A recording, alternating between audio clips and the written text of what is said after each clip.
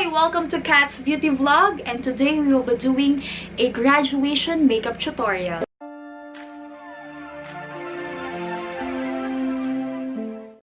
As we know, graduation is one of the most awaited event in the life of all of the students. So, what you must make sure is that you look at your very best on your big day. So without further ado, I will be showing you how you can do your makeup on your graduation. Washed, moisturize, and tone. The next thing that I'm gonna put is this Professional by Benefit primer. Of course, graduation, as we know, siguro almost whole day. Bukod pa syempre yung celebration mo pagdating ng gabi. So, you must make sure that your face is well prepped and primed. So, whenever I do makeups for special event, I always make sure that everything is flawless. So, para maiwasan natin yung fallouts dito sa bandang under eye, ang strategy ko is to do your eyes first. My brows, I'm gonna be using my Etude House tint, my 4-tip brow, just to create hair-like strokes on my eyebrows. So, parang kadagdag sa mga buhok natin dyan.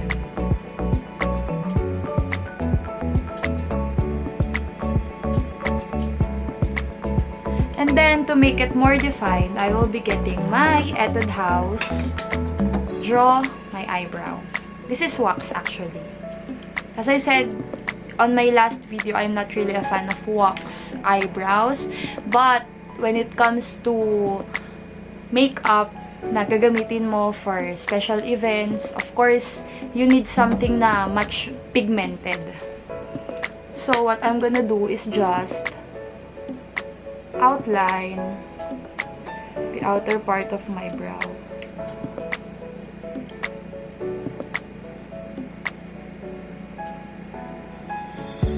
And then, to make it more bushy and natural, para mas buhay na buhay yung bawat strand ng buhok sa eyebrows ko, what I do is get my mascara and just carefully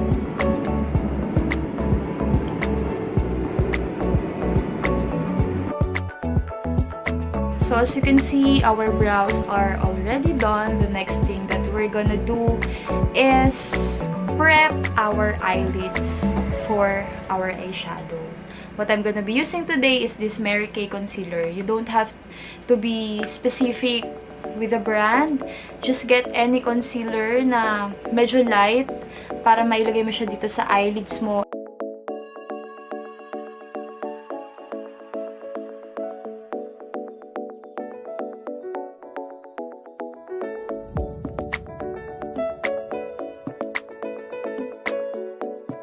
You can see our concealer is already blended. The next thing that we're gonna do is get any light eyeshadow that would mattify the concealer that you put earlier. So with my eyeshadow, what I'm going to do is just get this lighter shade of brown that I have and just put it within my crease. So the technique is just to start with a lighter shade of eyeshadow para hindi mahirap na magbura or magbawas if ever na masyadong maging dark yung eyeshadow mo. So the next thing that I'm gonna use is this darker shade that I have within my palette. So, any brand that you have, you don't have to strictly use the brands that I use. Basta it is similar with the colors that I'm using right now. So, what I'm gonna do is just layer the lighter shade of brown that I already have in my eye with this darker shade of brown and just really trace my crease. So there. Can you see the difference? Mas buhay yung itsura ng mata natin dito sa kanan and then yung sa kaliwa hindi pa. So, same nothing. Let's just trace it with a darker shade of eyeshadow. So just make sure that everything is well blended and soft looking. For my highlight dito sa center ng lids ko, I'm gonna be using this color of eyeshadow. And just use my hand to apply the highlight that I have.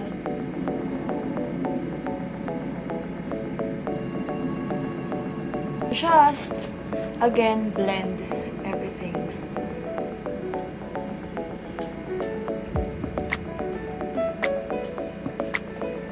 So whatever highlight that you desire, basta shining and shimmering siya.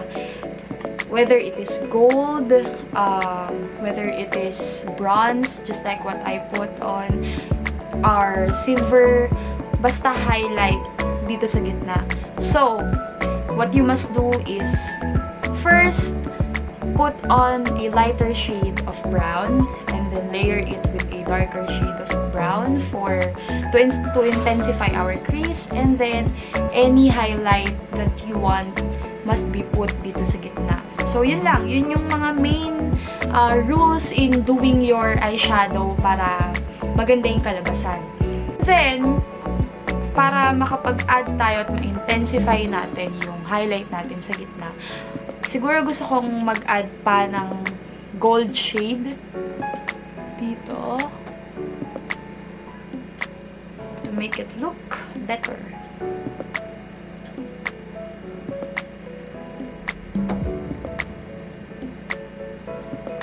And after our eyeshadow is done, let's move on to putting on our liquid eyeliner. So today, I'm gonna be using this liquid liner from Nichido.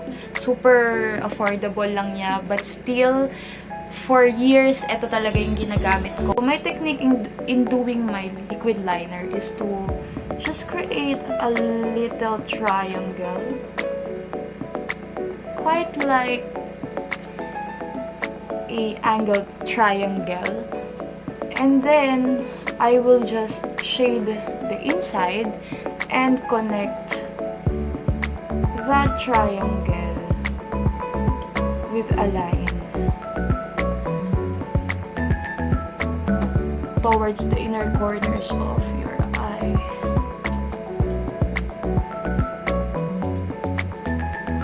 Then I'll just get my eyeliner pencil and just outline the lash line.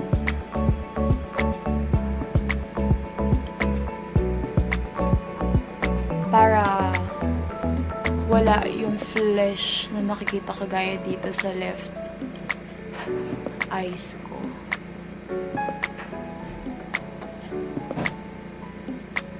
Para nasin super buhay yung mata natin. Before putting on my eyelashes, I'll just make sure that my eyelashes is well curled.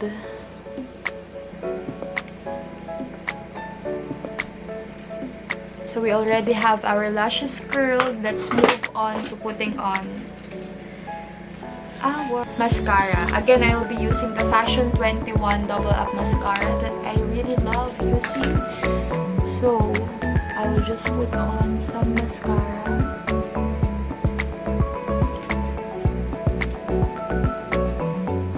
So that our lashes will blend in with the fake lashes that we will put later.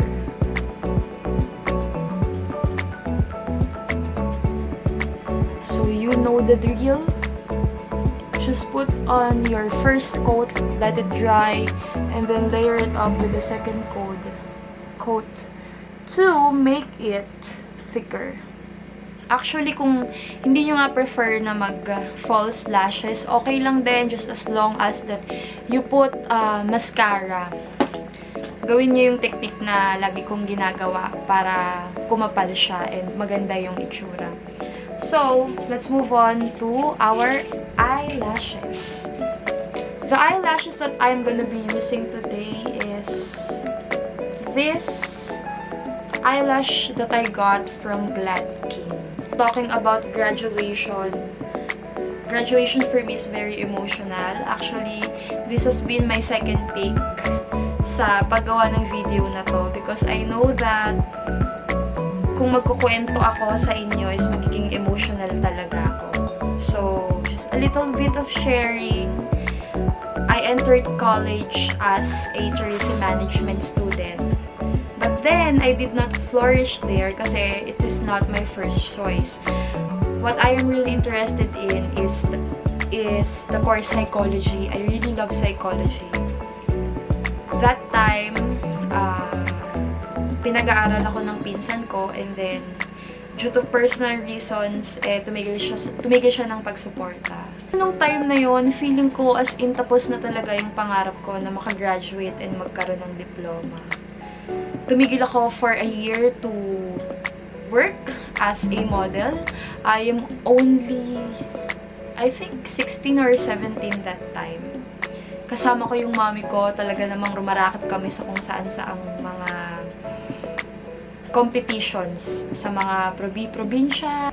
Nung time na yon, I thought kailangan sumuko na talaga ako dun sa dream ko na magkaroon ng diploma and makapag-aral sa college. Kasi nga, mahirap ang buhay.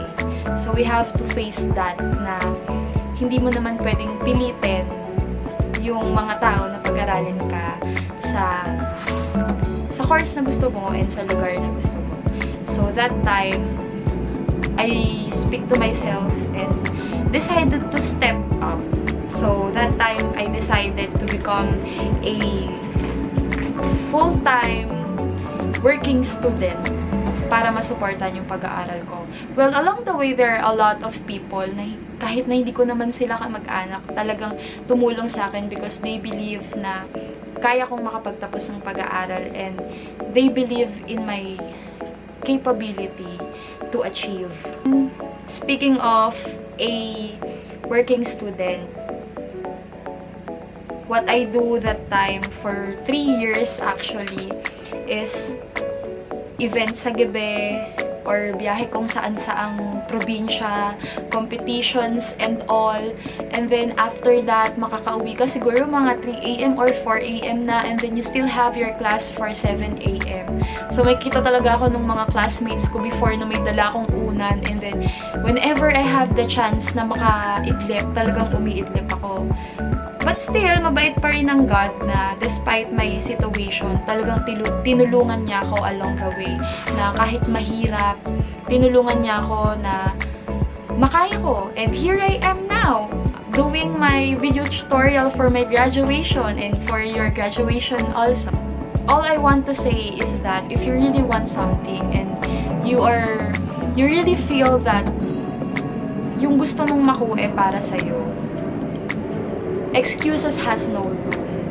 Kahit na wala ka man tulog, wala ka man pan-tuition, financial problem, kahit na ang daming hindrances.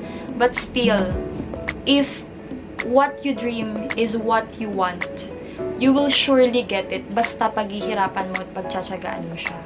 Just like me, I spent more than 4 years in college.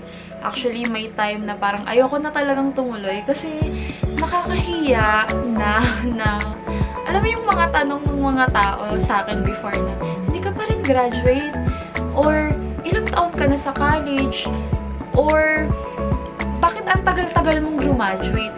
Alam mo yun, parang there are times na actually, honestly, may time talaga na iniyakan ko yun, yung mga ganong tanong ng tao sa akin kasi parang it was really hurtful for me because in the very first place, they don't know what I have been through. They don't know the reason why tumagal ako sa college. And then that time, natutunan ko din na if you really want something, you must not listen to other people because what you are doing is for yourself and for your family. You're not there to impress them.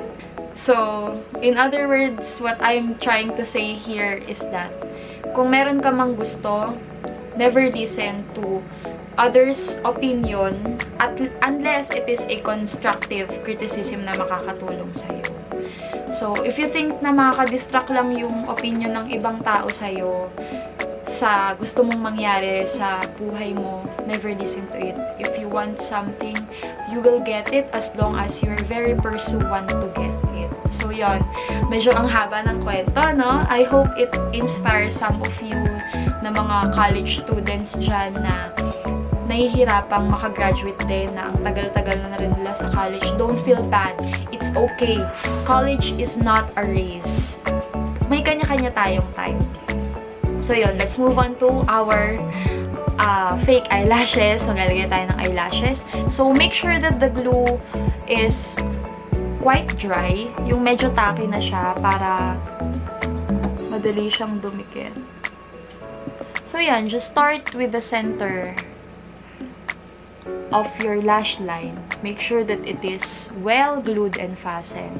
And then, sunod mo nang idikit yung dulo. And then, dito sa corner ng eyes. So, make sure na sobrang close niya dun sa roots ng lash mo, ha? Para hindi siya ganun ka halata na hindi totoo yung lashes mo. So, lalagay ko lang yung isa ko pang lash off cam, and then I'll be back. There, I am done putting on my lashes. The next thing that we will do is put on some white eyeliner on the half lang, ha, nung waterline natin dito. Half lang, just to make our eyes look more awake.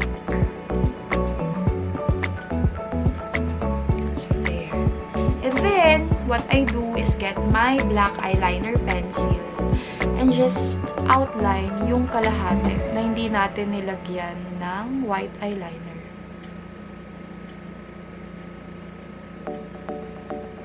So, there. With our eyes, the next thing that we will work on is the whole surface of our face. So, today, I'm going to be using this Fit Me by Maybelline foundation. Since on that special day, you must look at your best and you must look very flawless. So, as you know, hindi talaga ako mahilig mag-foundation kung everyday wear. But, since graduation is a very important day and it involves a lot of waiting, you have to have a flawless complexion. So, with my foundation brush, I'm just putting on the product.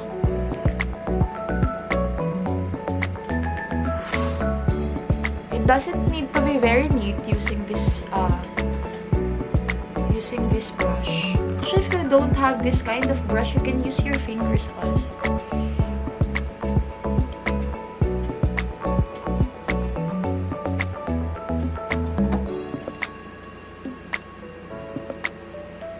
Graduation talaga.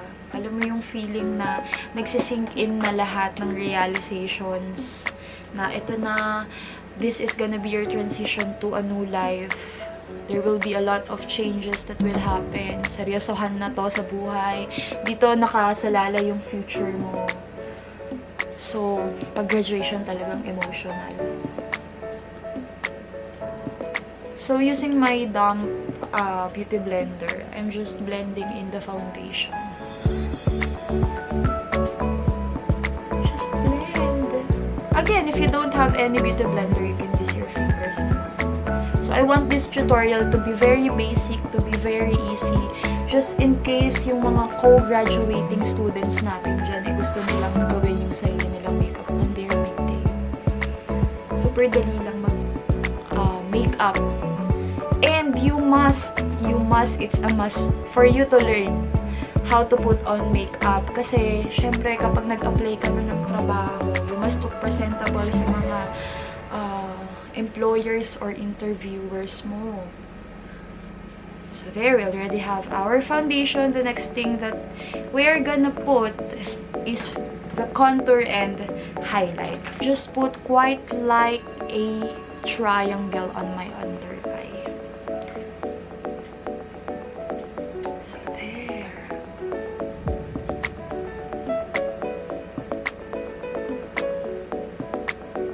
Then, don't forget yung middle part ng nose mo. I-drag mo siya papunta dito sa may noo mo. And then, some impurities that you have. You can blend it with your hands again, but still, I prefer using the beauty blender. So, that is one technique para matakpan mo ng bonggang-bongga yung eye bags na ang cause ay thesis dahil di ka nakatulog for almost a month ng paggawa ng thesis. Actually, I already finished my thesis and my on-the-job trainings last year pa. And some of my subjects in college.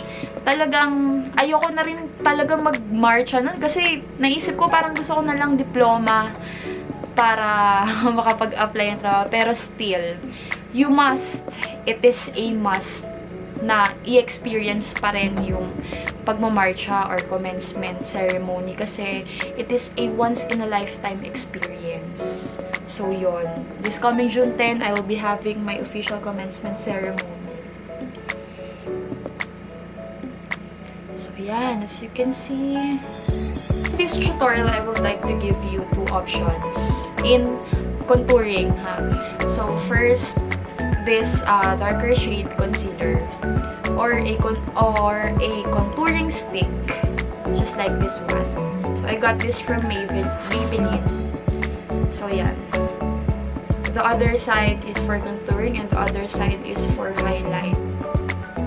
But today, I'm going to use this one, this contour stick. So, what I just do when I'm contouring is just this one. The center of our cheeks. Just like so. Other cheek. And then, dito sa ating forehead. Create din tayo ng jawline. And a little bit of left cheek. So, yan yung mga points na lilinyahan nyo kung maglalagay kayo ng concealer. And then, again, get your damp beauty blender and just blend the contour. Alam mo yung feeling na hindi talaga ako makapaniwala na I'm really doing this tutorial tungkol sa graduation. And na-share ko sa inyo kung ano yung mga pinagdaanan ko. Kasi, parang sa sobrang tagal nang inintay ko sa pag-graduate, parang, hindi ko na lang naisip yung panahon. Kasi kapag ka na-test yung faith mo, na-test yung patience mo, alam mo yung parang magiging ano ka na enduring ka na. Enduring sa hirap ng pag-aaral. May endure mo na rin yung time kung gaano man yun katagal, lahat ng pagtsatsaga, pagtitiis. So, yun. Actually, parang ngayon pa nga lang nagsisink in sa akin na talagang gagraduate na ako. I'm very happy. I'm very happy to share this with you din.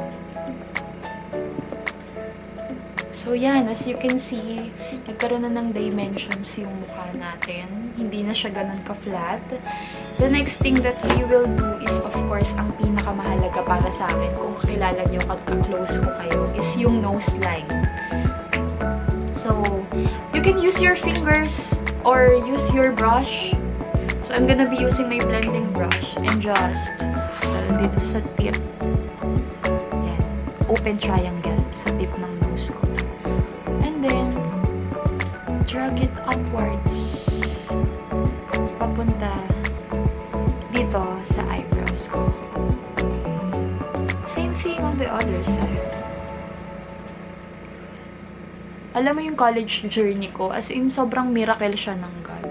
Kasi maraming mga pagkakataon, syempre as a breadwinner, parang hindi ganon ka-stable yung as a breadwinner and as a working student na hindi naman stable yung job ko kasi I only join competitions, I do events.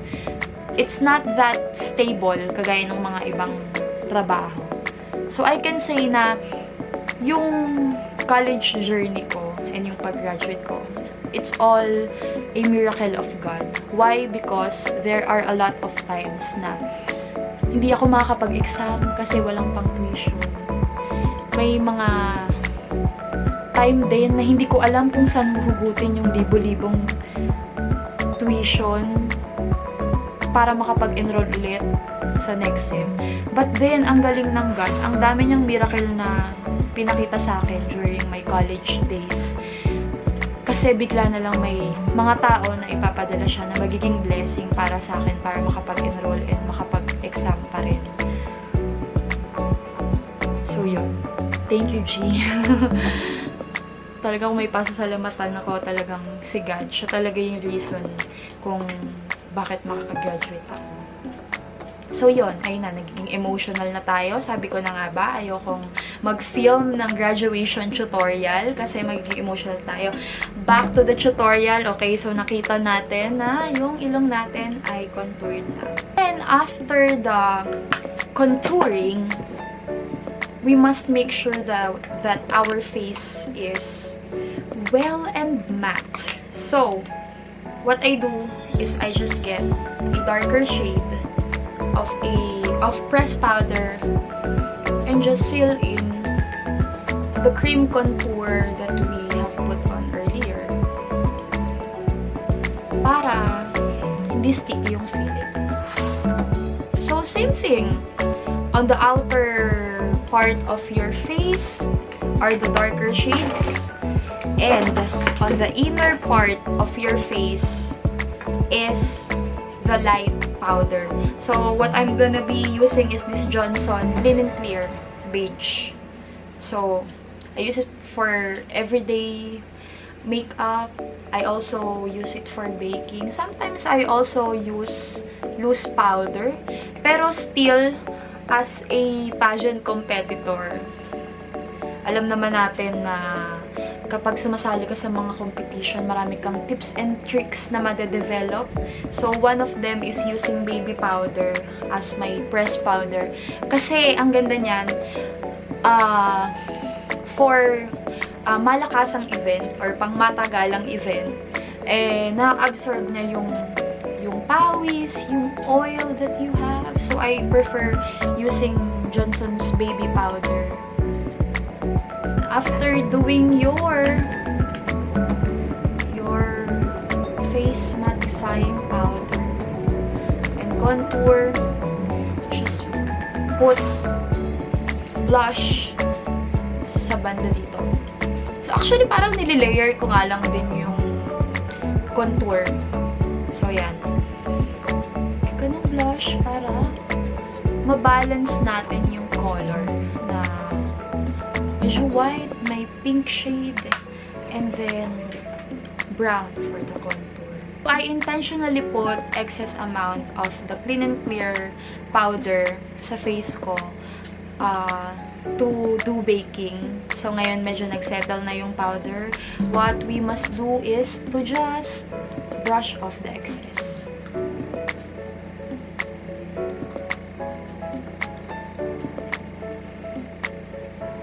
So, yan. Very matte, very fresh. Because I believe that makeup should be comfortable.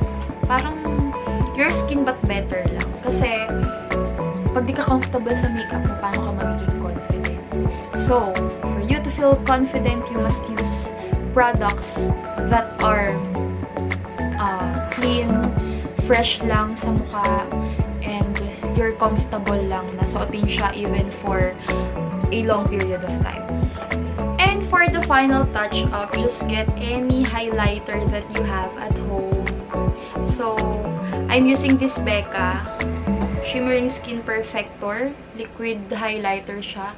If you have any highlighter, eyeshadow man yan, o totoong highlighter, use it. Just put it in this part of your face for a perfect glow on your big day. So, that's it.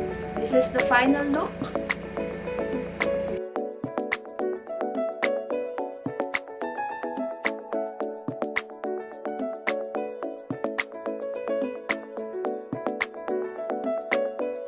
that concludes my tutorial about how to do your own makeup on your graduation day.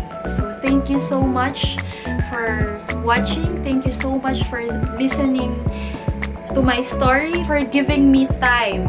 So for more videos, please like, share, or subscribe para mag-grow yung channel natin and makagawa pa tayo ng mas marami pang tutorials about tips and tricks and all of the interests that you would want me to share with you. And of course, I would like to congratulate the graduating students na graduate this June, batch 2019. This is a well-deserved success for all of us.